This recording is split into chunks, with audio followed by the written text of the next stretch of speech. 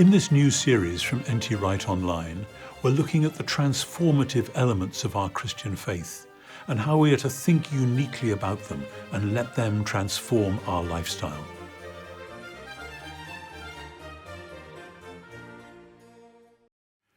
Jesus began his public career of announcing God's kingdom in the slipstream of the short but significant ministry of his cousin John. John came from a priestly Jewish family, but instead of following his father into the normal round of temple duties, he found himself called to go and live down by the river Jordan and issue a call to the Jewish people to submit to being plunged into the river as a sign that they were turning away from sin and becoming part of the new regime, the new world that God was about to launch. Granted all that we know about the Jewish world of the time, this would awaken in people's minds the great events of the Exodus over a millennium earlier, but remembered regularly through festivals like Passover.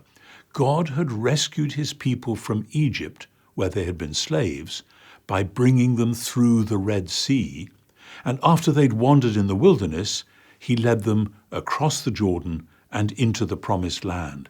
It looks as though John was saying, you too can now be people of the new Exodus, the new Promised Land. In a famous biblical passage, Deuteronomy chapter 30, which is picked up by some later prophets, God had promised that if people finally turned away from their sin, he would restore them once and for all. And John seems to have been saying, now's the time, so come and get baptized. Jesus himself was baptized by John, and Jesus' followers baptized the people who joined their movement, marking them out as new Exodus people. And Jesus reinforced that theme by choosing Passover, the Exodus festival, as the moment to go finally to Jerusalem and confront the authorities, knowing exactly what would result. And on the night he was betrayed, he celebrated a Passover-like meal with his friends, using that to interpret the death he knew he was about to die. He had already once or twice referred to that forthcoming death as a baptism which he had to undergo. So the word was already being used as a way of talking about the new Passover, which was to consist of Jesus' own death and resurrection, and of the way in which those shocking, climactic events would launch Jesus' kingdom movement in a new way and shape the life of its adherents.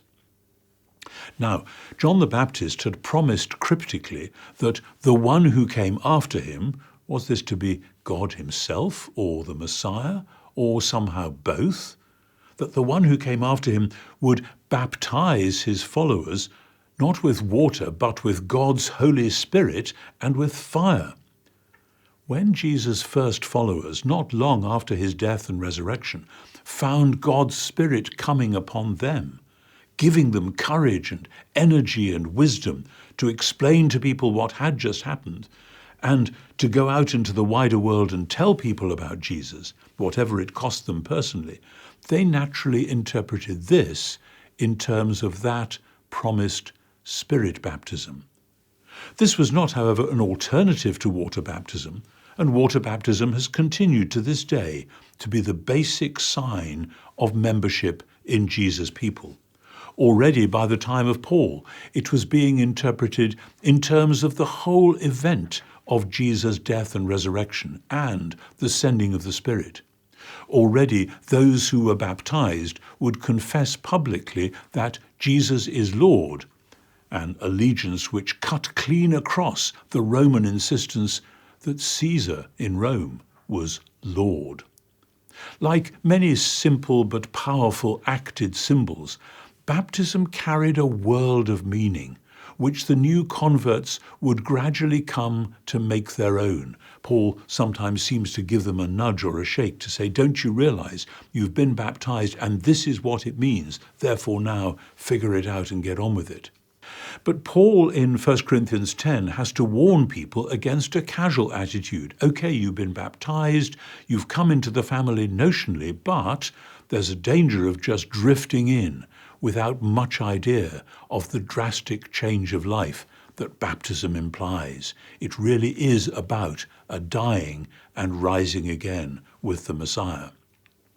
In particular, Paul addresses in Romans 6 and Colossians chapters 2 and 3 the challenge of holiness in terms of baptism itself. In line with Jesus' own new Exodus vocation, climaxing in his death and resurrection, Paul declares that when someone is baptized, they are baptized into the Messiah. They thus died with him and were raised with him, and their life therefore needs to reflect the fact of having left the old ways of sin behind and having been somehow enfolded into and energized by the Messiah's risen life. Baptism remains central and important, but it remains so as the fountain from which we have much still to learn as we continue our practice of following Jesus into tomorrow's world.